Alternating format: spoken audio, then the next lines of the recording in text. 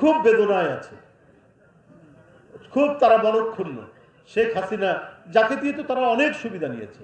আপনার 7টি বিদ্যুৎ কেন্দ্র দেওয়া হয়েছে, প্রত্যেকটির সাথে আপনার ভারতের কোনো না কোনো ব্যবসায়ী জড়িত আছে। উপরে দেখিয়েছে বাংলাদেশের নাম, কিছু ব্যক্তির নাম, তারাও আবার শেখ পরিবারের আত্মীয় স্বজন, আওয়ামী লীগের ঘনিষ্ঠজন, না হলে শেখ হাসিনার ঘনিষ্ঠজন। এবং বিনা টেন্ডারে এই 7টি বিদ্যুৎ কেন্দ্র দেওয়া হয়েছে। মানে লুটপাটের কত চরম পরিণতি হতে পারে সেটা শেখ হাসিনার এই আমলে হয়েছে। তাতে তারা অনেক লাভবান হয়েছে। একটা খুব কম দামি কয়লা দিয়ে বিদ্যুৎ উৎপাদন করে আদানি, ভারতের একজন ব্যবসায়ী।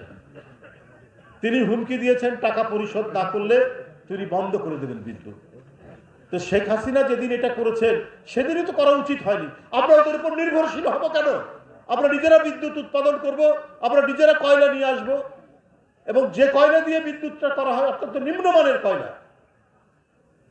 এবং এটা তো হয় টাকা পরিশোধ করবে, আবার বিদ্যুৎ দেবে, আবার এটার তো একটা নিয়ম আছে, সেই নিয়ম অনুযায়ী বাংলাদেশ সরকার তারা সেটা করছে।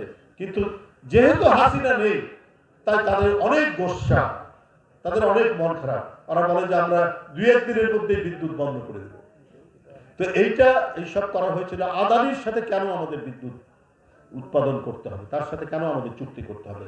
একটা কোম্পানি, একটা ব্যবসায়িক কোম্পানি, আরে এই ইস্ট ইন্ডিয়া কোম্পানি, তাকে আমাদের দেশের নবাবরা বা বাদশারা তারা বুঝতে পারেনি, তাকে ব্যবসা করার সুযোগ দেওয়ার কারণে আমাদের স্বাধীনতা 200 বছর হারিয়ে গেল আমাদের কাছ থেকে। তো কেন আমরা ভারতের একটি ব্যবসায়ী প্রতিষ্ঠানের সাথে আমরা আমরা আমদানি করবো তার কাছ থেকে? আমরা নিজেরাই বিদ্যুৎ উৎপাদন যদি এত মানুষ করতে পারে বাংলাদেশের লোকরা, তো আর কেন আমরা করতে পারবো না? এটা করা হয়েছিল শুধুমাত্র ভারতের উপর নির্ভরশীল থাকার কারণে। এবং এই কারণেই আজকে শেখ হাসিনাকে তারা আশ্রয় দিচ্ছেন, প্রশ্রয় দিচ্ছেন।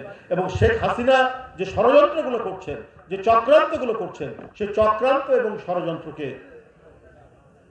তারা প্রোটেকশন দিচ্ছে, তারা সেই ষড়যন্ত্রগুলো করার সুযোগ দিচ্ছে।